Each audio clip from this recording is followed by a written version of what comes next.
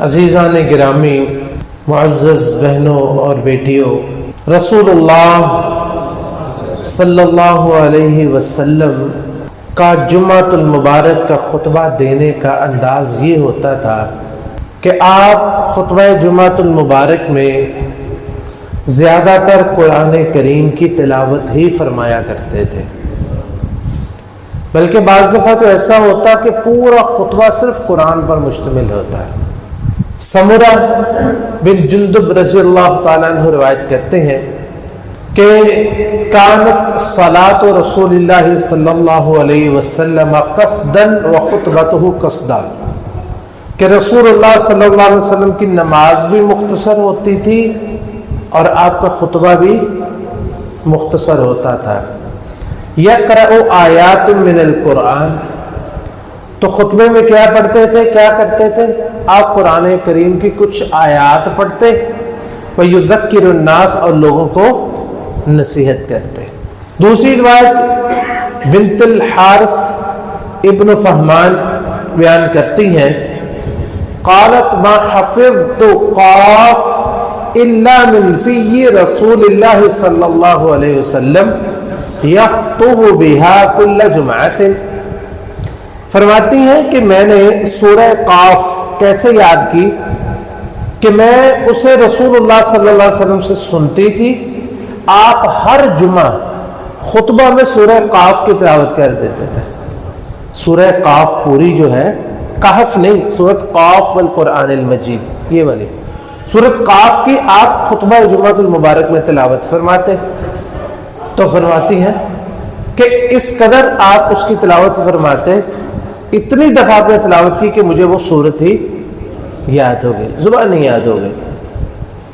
تیسری بات حضرت جابر رضی اللہ تعالی عنہ فرماتے ہیں کہ کان لرسول اللہ صلی اللہ علیہ وسلم خطبتان یجلس بینہما، کہ رسول اللہ صلی اللہ علیہ وسلم دو خطبے ارشاد فرماتے تھے جمعے میں، اور ان کے درمیان بیٹھتے، یعنی ایک خطبہ ارشاد فرمایا، پھر بیٹھ گئے، پھر کھڑے ہوئے، پھر دوسرا خطبہ، اور ان دونوں خطبوں میں کیا پڑھتے تھے؟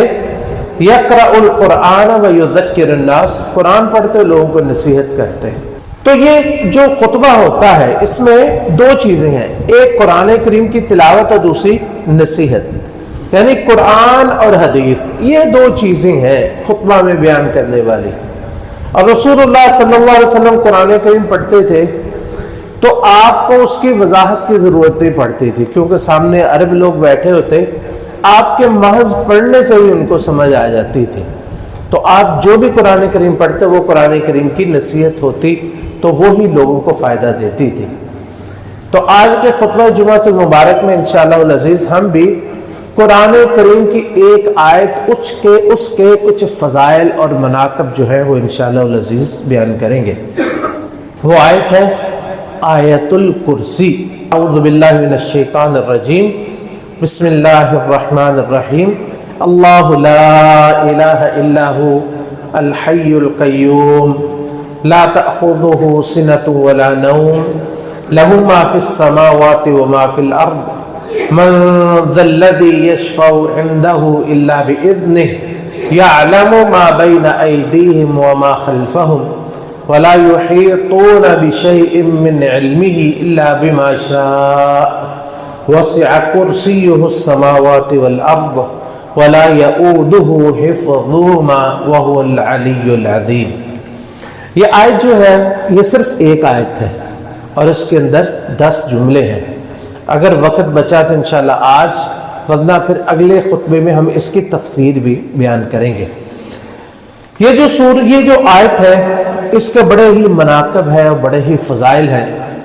ان فضائل میں سے ایک فضیلت یہ ہے کہ فضیلت کے اعتبار سے اور مرتبے کے مقام سے اعتبار سے اور مقام کے اعتبار سے یہ قرآن کریم کی سب سے بڑی آیت ہے، سب سے عظیم ترین آیت قرآن کریم کی جو ہے وہ آیت الکرسی ہے۔ ابی بن کعب، آپ جانتے ہیں نا ابی بن کعب رضی اللہ عنہ، نام تو سنا ہے نا۔ حضرت ابی بن کعب قرآن کریم کے سب سے بڑے عالم تھے، قرآن کریم کے سب سے بڑے عالم تھے، اور قرآن کریم کی قرات میں نبی علیہ السلام نے فرمایا اقرأہم ابی بن کعب، قرآن کریم سب سے زیادہ پڑھنے والے ابی بن کعب ہے، یعنی زیادہ اچھا اور صحیح اور درست پڑھنے والے ابی بن کعب ہے۔ اور حضرت ابو بکر رضی اللہ تعالیٰ عنہ نے نبی کریم صلی اللہ علیہ وسلم کی وفات کے بعد جب آپ خلیفہ بنے تھے تو آپ نے قرآن کریم جمع کرنے کی ذمہ داری جو تھی وہ حضرت ابی بن کعب رضی اللہ تعالیٰ عنہ کو ہی دی تھی۔ تو ابی بن کعب رضی اللہ تعالیٰ عنہ، نبی علیہ الصلوۃ والسلام خود فرماتے کہ سب سے زیادہ قرآن کریم پڑھنے والے ہیں۔ تو آپ نے ایک دن ابی بن کعب سے پوچھا کہ ابی، تمہیں پتہ ہے کہ قرآن کریم کی سب سے بڑی آیت کون سی ہے؟ ای آیت فی کتاب اللہ اعظم، قرآن کریم کی سب سے بڑی آیت کون سی ہے؟ بظاہر اگر دیکھا جائے تو سب سے طویل آیت جو ہے وہ آیت الدین ہے، جو پورے ایک صفحے میں ہے، یا ایھا الذین آمنوا اذا تداینتم بدین الی اجل مسمى فاکتبوہ۔ لیکن حضرت ابی بن کعب اور دوسرے صحابہ نبی کریم صلی اللہ علیہ وسلم کے مقصود کو سمجھتے تھے کہ آپ کہنا کیا چاہتے ہیں اور آپ کے کہنے کا مطلب کیا ہے اور آپ کا مقصود کیا ہے۔ تو ابی بن کعب رضی اللہ تعالیٰ عنہ وہ جواب دیتے ہیں، کہتے ہیں کہ اللہ و رسول عالم، یہ اللہ کو پتہ ہے، یہ جو اس نے اپنے رسول کو بتایا انہیں پتہ، مجھے نہیں پتہ۔ تو آپ نے اس سوال کو دوبارہ دہرایا، آپ نے فرمایا ابی تمہیں پتہ ہے کہ ای آیت فی القرآن فی کتاب اللہ اعظم، کہ اللہ کی کتاب کی سب سے بڑی آیت کون سی ہے؟ حضرت ابی بن کعب نے پھر وہی جواب دیا کہ اللہ و رسولہ عالم۔ نبی علیہ الصلوۃ والسلام نے پھر ان سے پوچھا کہ کچھ بتاؤ، تمہیں آپ کو اندازہ تھا کہ انہیں پتہ ہوگا کیونکہ آپ قرآن کے بڑے عالم تھے نا، تو آپ نے پھر تیسری مرتبہ پوچھا، تو پھر ابی بن کعب کہتے ہیں جی وہ آیت الکرسی ہے، اللہ لا الہ الا ھو الحی القیوم۔ نبی کریم صلی اللہ علیہ وسلم یہ سن کر بہت خوش ہوئے اور آپ نے ان کے سینے پہ تھپکی دی۔ کیسی بات ہے، کیسی خوش قسمت ہستی، آپ نے ان کے سینے پر تھپکی دی اور فرمایا کہ ابی تمہیں یہ علم مبارک ہو، تمہیں یہ علم مبارک ہو۔ آپ کو پتہ چل گیا نا سب سے بڑی آیت کون سی ہے، آپ کو یاد رہے گا نا، لہٰذا آپ کو بھی یہ علم مبارک ہو، آپ کو بھی یہ علم مبارک ہو۔ جس علم کی مبارکباد رسول اللہ صلی اللہ علیہ وسلم نے ابی بن کعب کو دی ہے وہ آپ کو بھی مبارک ہو، کیونکہ آپ کو بھی اس کا پتہ چل گیا کہ قرآن کریم کی سب سے بڑی آیت کون سی ہے، عظیم ترین آیت کون سی ہے؟ آیت الکرسی۔ اور اس کو پڑھنا یہ ہم آخر میں بیان کریں کہ کہاں کہاں پڑھی جاتی ہے اور اس کے پڑھنے کے کیا فوائد ہیں۔ ایک تو قرآن کریم پڑھنے کے فوائد، لیکن اس آیت کے الگ سے ہیں۔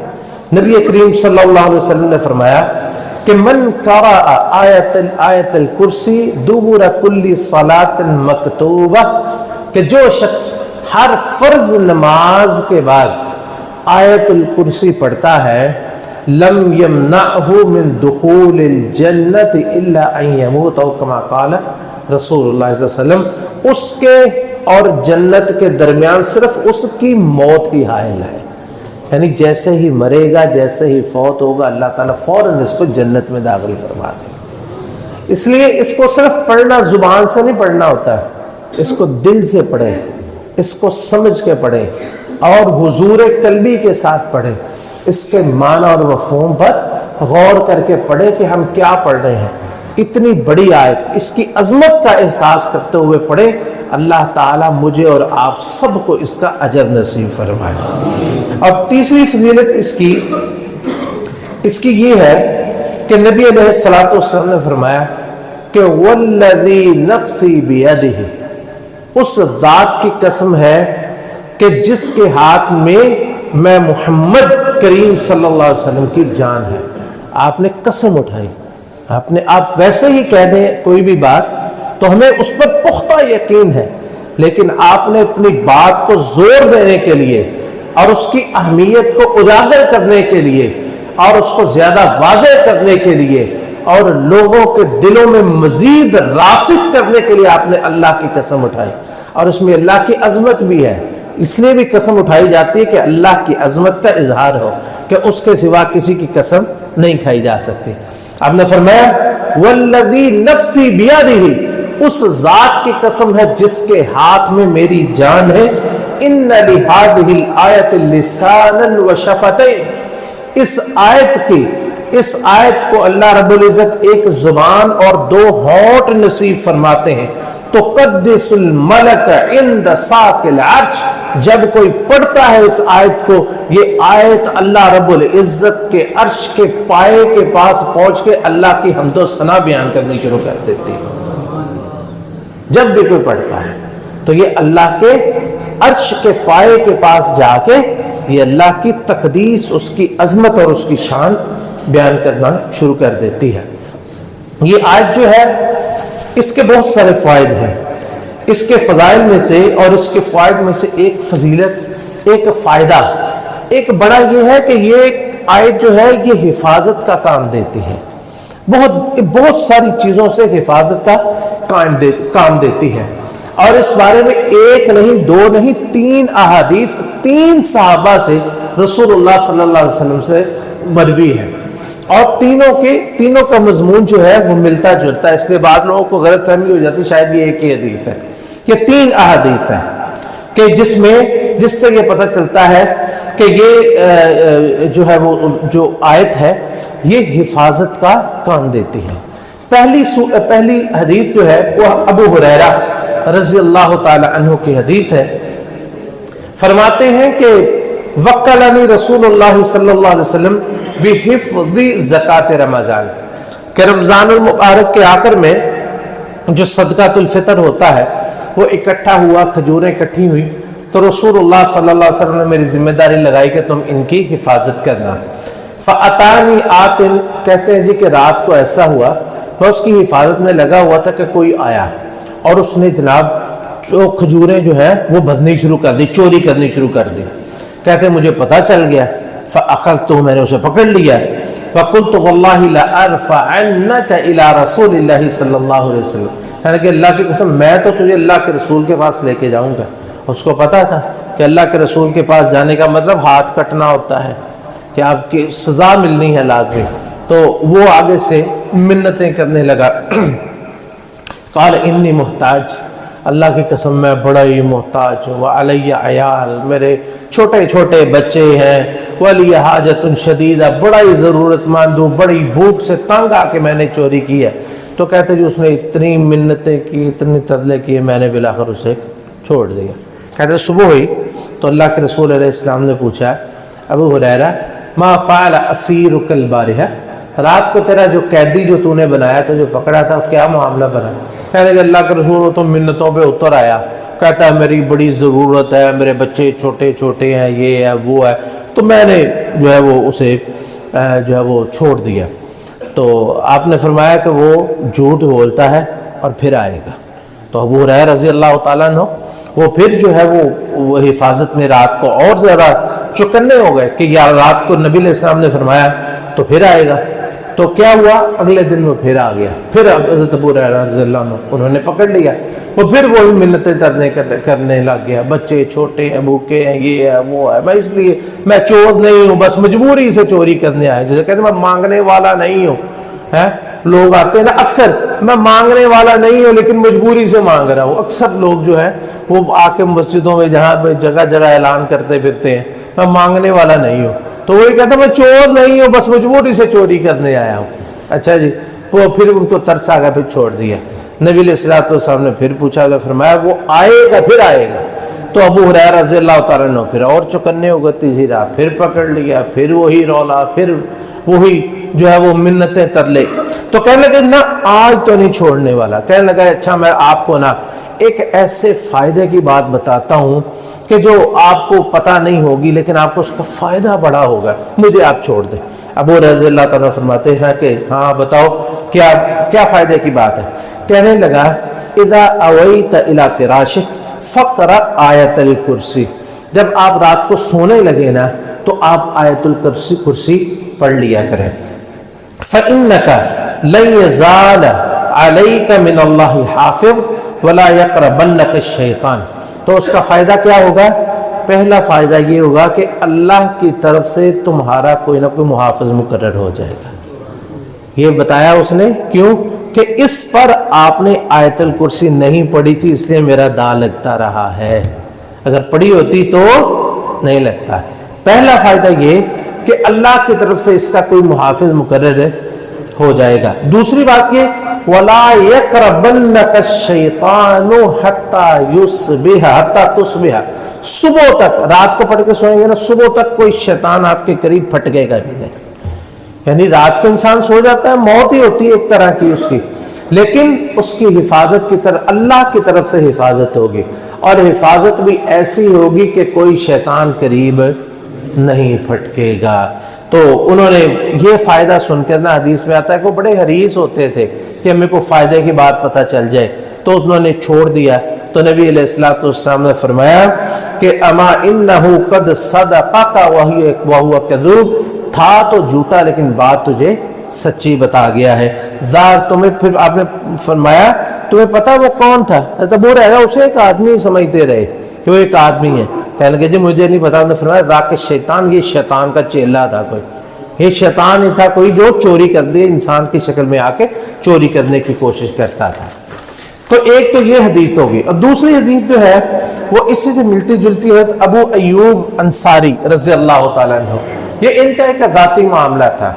فرماتے ہیں کہ انہ کان لی صحوہ، کہ میری ایک نا کوٹری تھی گھر میں، تو اس میں کانت فیہا تمرہ، اس میں نا کھجوریں میں نے رکھی ہوئی تھی۔ کانت تجیء الغول فتأخذ منہ، تو جن آتا کوئی تو اس کو چوری کر کے لے جاتا۔ تو کہتے ہیں جی میں نے نا اللہ کے رسول علیہ الصلوۃ والسلام سے شکایت کی کہ میرے ساتھ یہ معاملہ ہوتا ہے۔ ایسے بہت سارے لوگوں کے ساتھ یہ معاملہ ہوتا ہے کہ گھر میں پڑی ہوئی چیز چوری ہو جاتی ہے، شیطان اٹھا کے لے جاتے ہیں۔ تو فرماتے ہیں کہ میں نے نبی علیہ الصلوۃ والسلام سے شکایت کی، تو آپ نے فرمایا جب وہ آئے نا تو اس کو بسم اللہ کہہ کے پکڑ لینا، کہ بسم اللہ کہہ کے قل بسم اللہ اجیبی رسول اللہ، اللہ کے رسول علیہ السلام نے تجھے بلایا، چلو وہاں پہ چلو۔ تو انہوں نے ویسے ہی کیا، تو وہ پکڑا گیا۔ تو وہ پھر قسمیں اٹھانے لگا، اللہ کہ مجھے اللہ کے رسول کے پاس نہ لے کے جانا، میں دوبارہ یہ کام نہیں کروں گا۔ تو انہوں نے چھوڑ دیا قسم پہ یقین کر کے۔ تو نبی علیہ الصلوۃ والسلام نے ان سے پوچھا بھی ہاں کیا بنا؟ کہنے لگے جی اس طرح اس نے قسم کھائی ہے، تو کہنے لگا میں اب دوبارہ نہیں آؤں گا۔ نے فرمایا وہ جھوٹ بولتا ہے۔ یہ اکثر آپ دیکھیں گے کہ جو شیطان ہے نا، جن شیطان، یہ جھوٹ بہت بولتے ہیں، بہت جھوٹ بولتے ہیں۔ تو پھر وہ اگلے دن پھر چکنے ہو کے بیٹھے، تو اگلے دن وہ پھر آ گیا، انہوں نے پھر پکڑ لیا، بسم اللہ عجیبی رسول اللہ، اللہ کے رسول کے پاس جانا ہے۔ پھر اس نے منتیں ترلے کی، پھر چلا گیا۔ تیسرے دن نبی علیہ السلام نے فرمایا پھر آئے گا، پھر وہ آیا تیسرے دن، تو پھر کہنے لگا کہ انی ذاکرۃ لک، وہ عورت تھی کوئی، تو کہنے لگی کہ انی ذاکرۃ لک شیئا آیت الکرسی اقرأها فی بیتک فلا یقربک شیطان ولا غیرہ، کہ تو نا، میں تمہیں ایک فائدے کی بات بتاتی ہوں کہ تو نا اپنے گھر میں آیت الکرسی پڑھ لیا کرو، تو اس کی برکت سے شیطان اور نہ کوئی اور تیرے گھر کے قریب پھٹک سکے گا۔ اس میں کیا فائدہ ہوا؟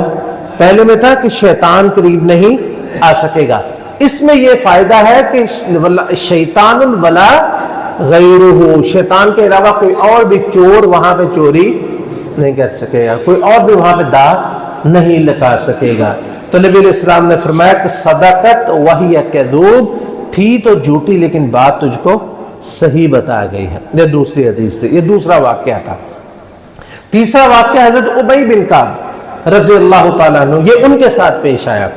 ابی بن کعب کہتے ہیں کہ میرے بھی گھر میں ایسے ہی میں نے ایک جگہ بنائی تھی کھجوروں کی، تو میں نے دیکھا کہ کھجوریں روز اس میں کم ہوتی جاتی ہیں۔ میں نے کہا میں اس کی نا حفاظت کرتا ہوں، میں دیکھتا ہوں کہ کون، کہتا ہے جی میں پوری حفاظت پہ اس پہ لگ گیا۔ تو میں نے دیکھا کہ فَإِذَا هُوَ بِدَابَّةٍ كَهَيْئَةِ الْغُلَامِ، ایک جانور سا، لیکن ایک نوجوان لڑکا جو ہوتا ہے نا وہ اس کی شکل میں تھا۔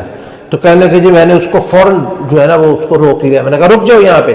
کہنے لگے جی اس نے مجھے سلام کہا، میں نے اس کو جواب دے دیا۔ میں نے کہا بھی ہاں تم کون ہو؟ جن ہو کوئی انسان ہو؟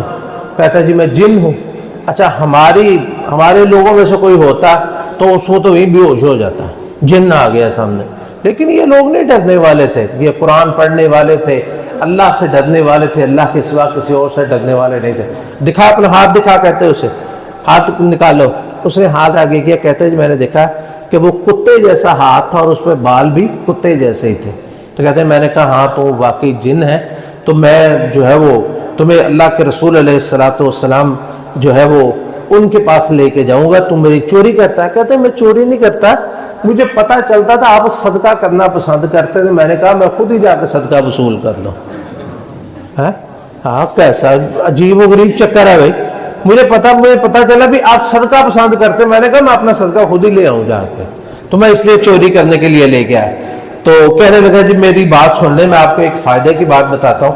بلکہ اس حدیث میں آتا ہے کہ حضرت ابو ابی بن کعب رضی اللہ تعالیٰ نے جب پکڑ لیا نا، اسے پتہ چل گیا میری جان نہیں چھوٹنے والی، تو انہوں نے کہا چلو کوئی فائدہ ہی. کہنے لگے من الذی یحرزنا منکم، بتاؤ کہ تم سے بچنے کا طریقہ کار کیا ہے. یعنی کہ میں نے تو اب تمہیں پکڑ لیا ہے، اب ہر وقت تو بندہ حفاظت کے لیے نہیں بیٹھ سکتا.